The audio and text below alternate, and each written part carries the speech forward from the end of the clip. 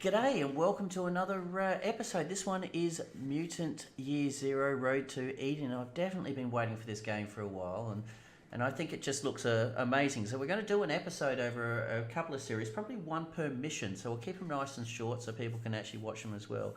Now Mutant Zero is a tactical adventure game combining turn-based strategy, sort of like an XCOM with a story, exploration, stealth, strategy, and you take control of a team of mutants navigating through a post-human Earth.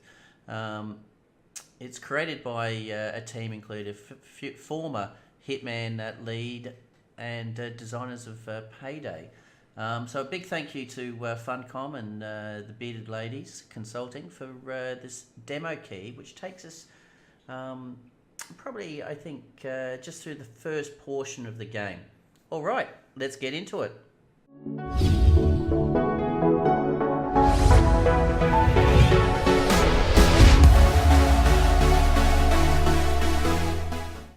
Now the first one's a little bit of a tutorial. Trust me, I'm not annoying. We will. Shut the hell up. Want to see annoying? I can show you annoying. What's wrong with you? We're in the zone. Keep your eyes open and... Mouth shut. Yeah, you only told me that 9,000 times already, Borman.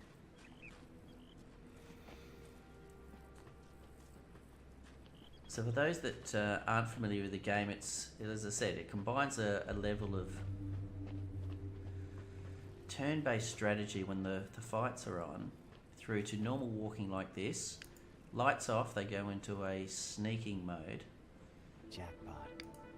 We got ourselves some scrap metal, Borman. This is worth a lot of grog back at the Ark.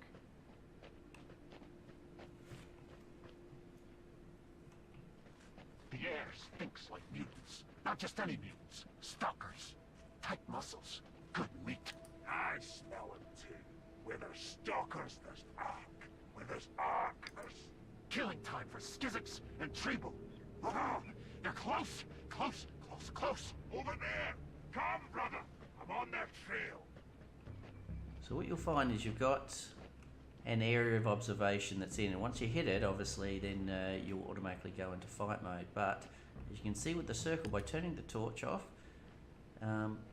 it actually reduces their arc of vision, which is fair enough. So what you're doing is you can, well, and the other part of the stealth is hiding.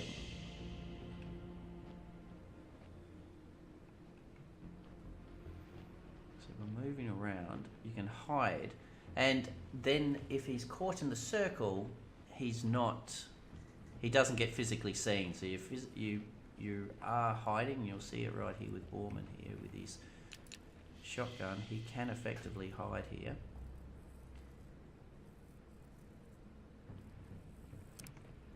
Tab will move to the other character.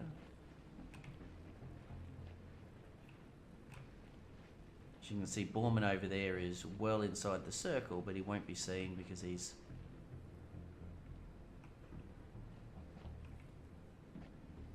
even though the butcher's actually just walked up on him. But what we want to use is...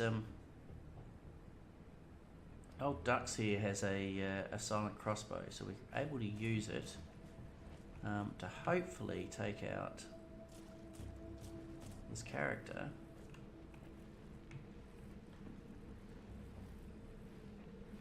Now we're doing this one a little bit slow and painfully, more to sort of show you the mechanics. Camera control is actually quite good. It's quite fluid. Can't zoom in or anything like that, or zoom out at this stage. This is the size of the where it actually shows. Now, by activating an ambush, then you get first strike. If you're seen, then the AI will get the first strike. So let's go ambush.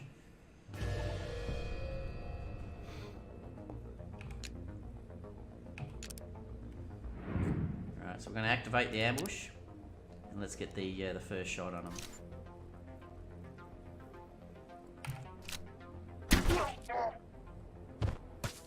Gotcha. They had it coming.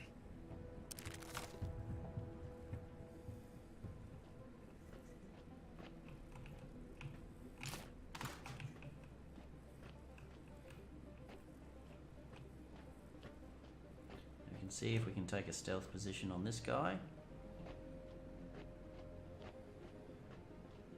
If not, it's not a biggie because he's the only one. Ah, okay. So that's a weird one on the fact that he activated. Take it!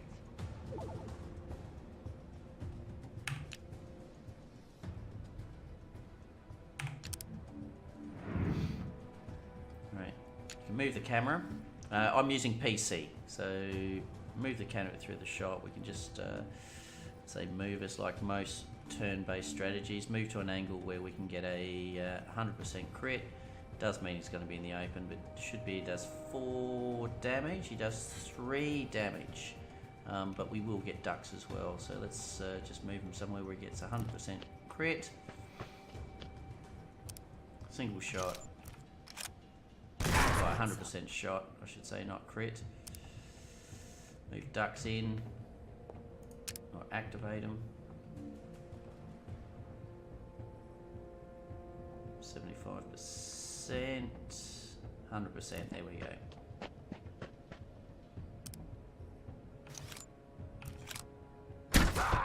So out of combat, which Dux was before, he will reload. In combat, you're going to have to force him on a reload for the crossbow. Never seen ghouls this far south before. They're getting closer to the Ark every day. Something's up, Borman. You can split and regroup, Guys, so in this case here, we're going to regroup. It's Definitely worth fully exploring the map. We saw one of these things once. Filled with zone dogs, right? Oof. The ancients sure knew how to build big pieces of garbage.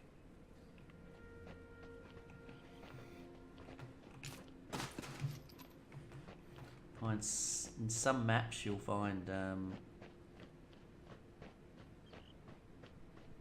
piles of scrap sort of tucked away into the corner, so definitely explore your whole map.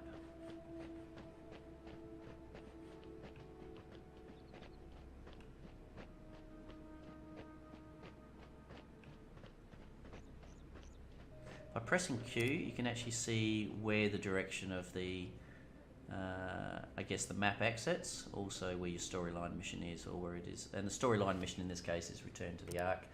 Let's go through some of the caves. By pressing I, then you'll come up with your inventory. Beautiful looking characters here, and you'll build up. So you've got ducks and you've got Borman. Tab, I think, swaps between the both. You're set up with your actual weapons itself. We've got no spare weapons. We haven't collected anything at this stage. And then you've got your mutations. By collecting on your mutations, this is how you can upgrade your characters. We haven't got any upgrades yet on the missions, but you can slowly go through once you get points or once you get the XP.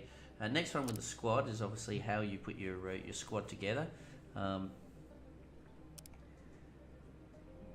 And as you get more characters, at this stage here, without sort of doing a spoiler on it, you are limited on the characters, but I assume in the full game you're going to have multiple characters to pick from that will have multiple experiences and opportunities, and then you can put your squad together as you often go do missions, and then you've got your zone map as well. In this case here, all we've got is the metal bird, the next mission, and the Ark itself. Alright, let's continue our walking.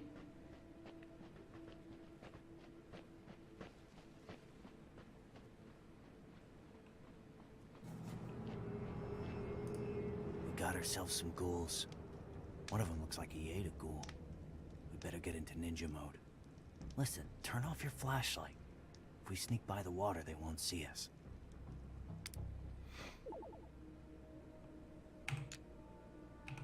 Okay, in this case here, they're like level 50s or something, so let's turn off the flashlight. It can be done individually.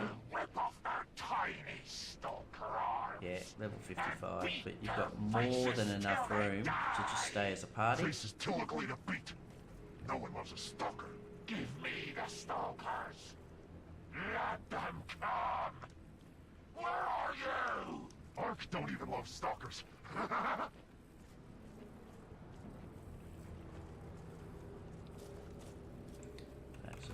split up. separate for a second. I think I just saw some scrap there that we can... Oh, it's a broken gun, alright. So you've got two things. You've got scrap, which is actually used like a currency.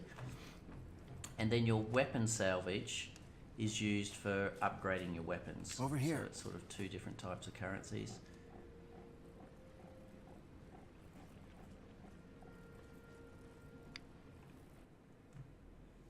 So the first one's a little bit of a tutorial, so is the second one.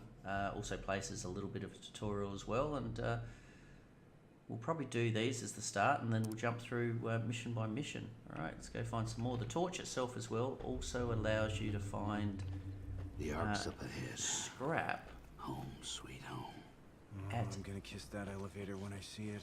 Get upstairs, take a bath, get a grog with the boys, get another grog with the boys, foot massage. Oh, it's gonna be great.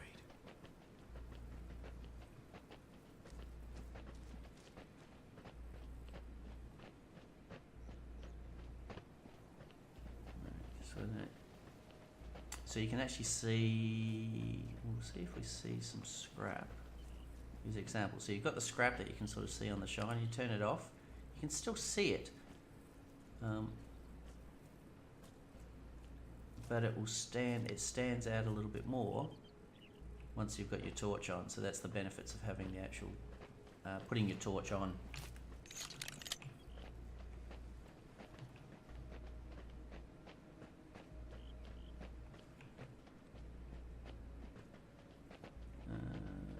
A campsite. Looks like a family lived here. Lived here and died here.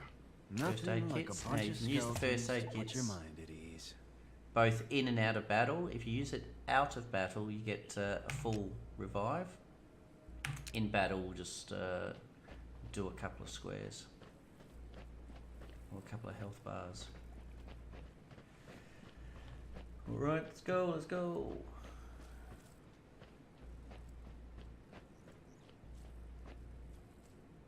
There's a cabin up ahead.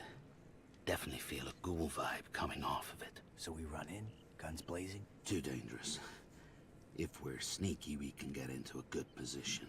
A good position keeps us alive. Turn off your flashlight. Oh, Borum's the smart one here.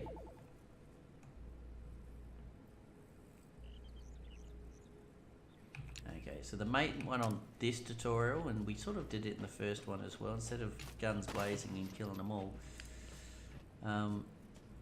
what they're trying to say is isolate your enemy and take him out Hungry. stealth-wise. So by Hungry. separating, Take the ark. Taste the mutants. I'm going to bring Borum over here and Me some mutants. hide him. There we go. Rip their hearts. Crush their... Hey, hey. Hear that? Hear that noise? I hear my stomach. Hungry. Kill.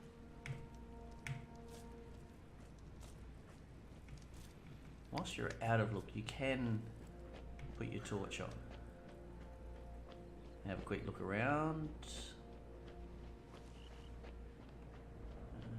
Just in case you find some scrap in the corner. I don't remember finding... Ah, there we go. We do have some scrap in the corner. Never have too much scrap.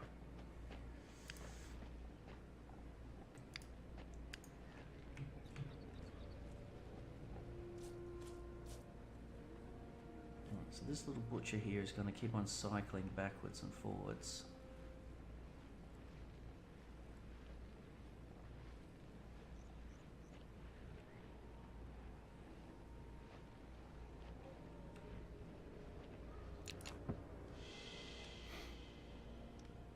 So let's wait here for him to make his way back, like here. So you do want to make sure that he's within an area that you're going to get your 100%. So definitely within the 100% range here.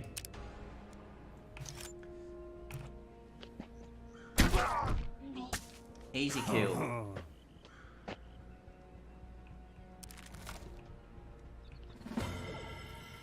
And we got our level up.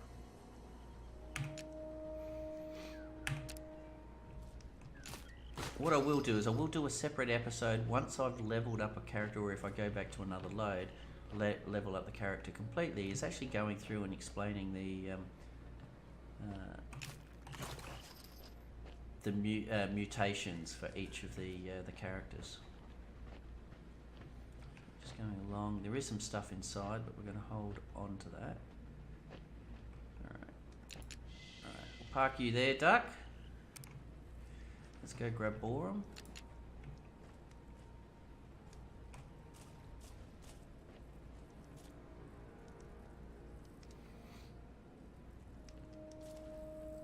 Borum really can't afford to take a hit, but we're going to park him over here. Move over to Duck. We get Duck to ambush. We'll go with the Hunter. The Hunter's got a little bit more hit points, but it definitely packs more of a punch as well. The Marauder, as we know, it only takes 4 shots, so we should be able to take that one out fairly easy. Remember, he has a single shot, so let's go with the ambush. Now with your ambush, we've got 2 choices here. We can walk in, but as you can see, it will spend 1 point. He'll come out of... He's at 75% crit at the moment. 75. If we go here, he will activate, but it will alert the second character. So what I can do is I can move here. It will alert the second character, and it will spend 1 action point, but then he'll get 100%. So we'll do that. He's activated. We still get to finish our shot, which is nice. Does that hurt?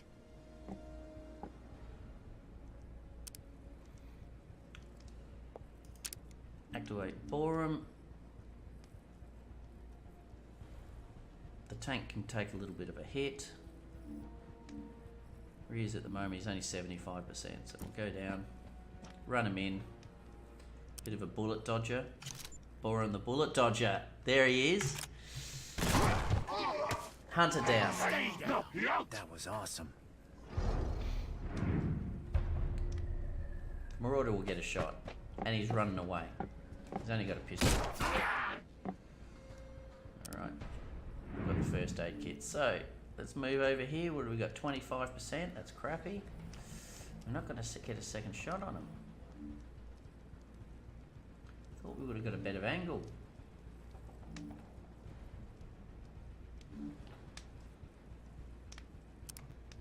Duck, on the other hand.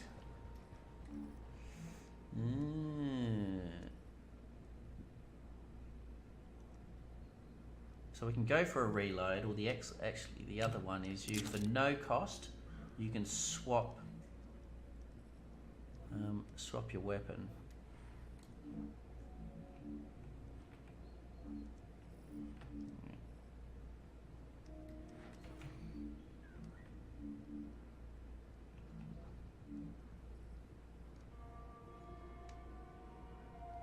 Stay here. Go into a little bit of an overwatch. Overwatch. Whilst Borum looks to try and get a flanking position.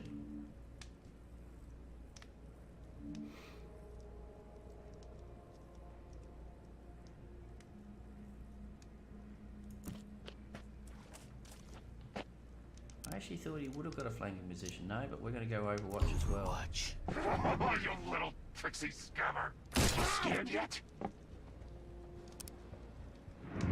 No, but you should be. Let's make sure that we can duck and get a shot here, or else we're in trouble. Yeah, Duck's got his shot. Here we go. Come on, Duck.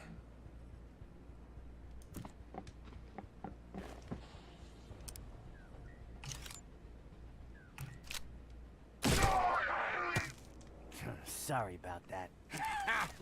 Nice one. Well done, Borum the bullet dodger. Alright, let's go pick up the loot and then we'll...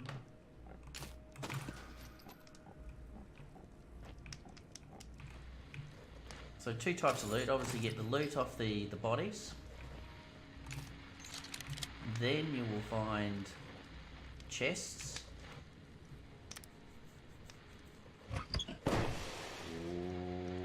Nice, the Gaper. This gas-powered cannon, humorously named after the type of damage it does. It launches fat, chunky shells. What the Gaper loses But subtly, it gains back in power. Can knock back most enemies. There we go. Let's jump in here.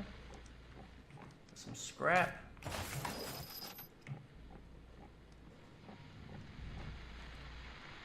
And we've got a boom box.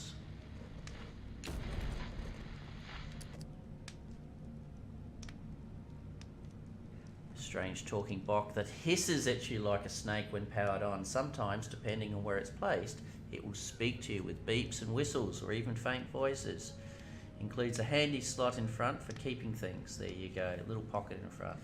Never used it for keeping things. Look at this beauty. The ancients left a lot of ugly junk behind, but once in a while you see something like this. Wonder what these buttons are for. I wouldn't touch it if I were you. I'm not kidding around. Lay off the buttons. What's up your butt? That's a bomb, all right. They used to call it a boom box.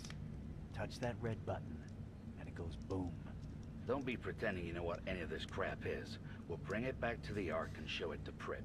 Ask him what it's worth on the black market.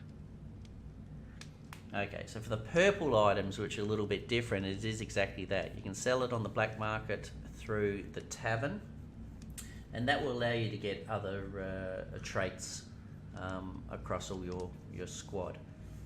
And we'll go through that when we get to the Ark. That is it. Okay, so let's go have a look at our characters. First of all, we can swap some of this around. So instead of actually having the stinger and the scattergun, we're going to give him the gaper, and for his secondary weapon, we can have his shotgun, or the scattergun that we have as well. The second one we've got is the grenade slots as well. We've got a smoke grenade over here, and we've got a normal grenade. Now the grenades are used very similar to the your weapons, and that is you can choose your grenade and then simply hit X to choose whether you want your primary or your secondary grenade used. Mutations. So in this case here we've got 2 points for ducks, and we've got 2 points for Borman if we actually want to use some of the points himself. So the first one on the first raid, we've got mutations. So we've got the skull splitter. So an enhanced critical chance allows you to pop the head of the enemy. It's easy as popping the boils on Boyle's back. The wild behavior will cost you some accuracy though. So that even with 100%, you're losing 25%. So you get 25% shots for 100% critical chance on your weapon. The knee shot will no knee, no problem. If you're able to knock off the patella of the enemy's leg in a single shot, preventing movement for 2 turns. Affects organic enemies only. And this one will just be a bit of a health boost. On the Borman side, we will go the head splitter because then we want to go towards allows to fly. So we'll go the head splitter and do the mutation.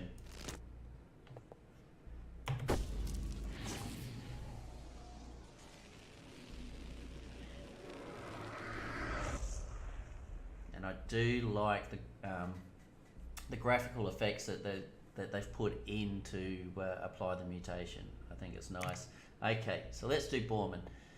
Borman, we've got run and gun. Always a classic, which I do like. One down here is a corpse eater. I never used it in the past, but I'm definitely going to use it for this game. Without giving away too much of a spoiler, it will come in handy on the first aid side. But let's do run and gun. Always a turn-based strategy classic. Never have too much run and gun.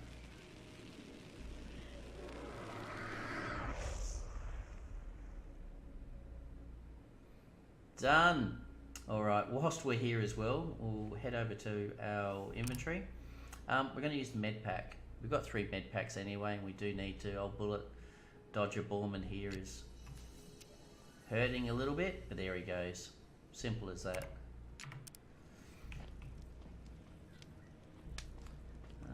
Broken gun part. Let's pick up that. Let's call over our mate. Just have a look on the sides. See if we got any more.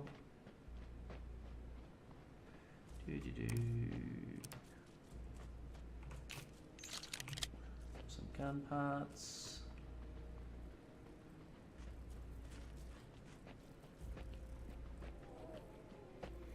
And here we go to the end.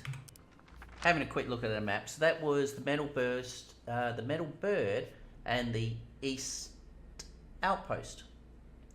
We will now continue on to the actual arc itself. But thank you very much. I hope you enjoyed episode 1 of the Let's Play for Mutant Year Zero. We'll keep going through and we'll do either 1 or 2 missions per episode. I want to try and keep them nice and short so people can just, if there's a certain area that people want to watch or a certain mission, they can watch it as well. So don't forget to hit the subscribes if you'd like to see more of Mutant Year Zero or any other episodes that I'm actually doing. And don't forget to hit the likes as well. It helps us out a ton. So thank you very much. Hope you enjoy the game. I'm definitely looking forward to it to coming out at the end of the year. And we'll see you in the next one. Thank you. Bye.